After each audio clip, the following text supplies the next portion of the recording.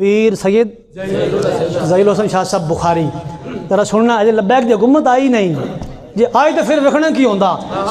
شاہ جی programme تے گیا انہاں دی نویں کار چوری ہو گئی شاہ جی دی کار چوری ہو گئی تو جناب کار چوری ہو گئی تو پتہ ہی نہیں کون لے گیا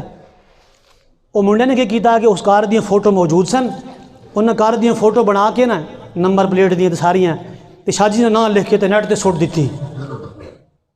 وہ دن پورے پاکستان سے جناب فوٹو وائرل ہو گئی ہیں کردیں کرانے کی جناب وہ کارڈ اگے ایک پنڈ ہے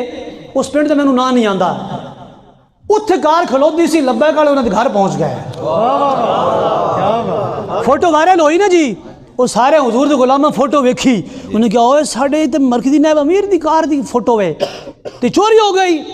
وہ ہر بندہ اپنے جناب پنڈ وچ جویں ہن تسی ایتھے رہندے ہو شیخوپور والے اوتھے رہندے ہیں راول پنڈی والے اوتھے رہندے ہیں انہاں سارے دائما نظر مارنی شروع کر دیتی وہ کار تو کہ ایک پنڈ سی اوتھے ایک پنڈ وچ جناب گھر وچ کار کھلوتی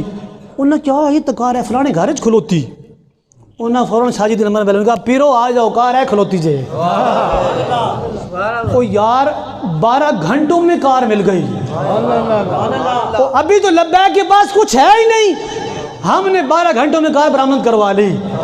تمہارے پاس تو سارا کچھ موجود ہے اور پھر بھی چور برآمد نہیں ہوتے پھر بھی چور برآمد انشاءاللہ جب لبیک کی حکومت آئے گی تو پھر دیکھنا کتنا صاف شفاف نظام ہوگا تو بھائی جب ہر چیز ہی سستی ہوگی تو پھر چوری کون کرے گا چوری لوگ تب کرتے ہیں جب ان کی ضروریات پوری نہیں ہوتی اور تم 300 کنال کے محلوں میں رہتے ہو اور جھگی میں رہنے والا فقیر جو راوی کے کنارے رہتا ہے کبھی اس کا حال ہی پوچھا کرو پھر تمہیں پتہ چلے کہ جناب حضور کی ریاست مدینہ کیسی تھی ریاست مدینہ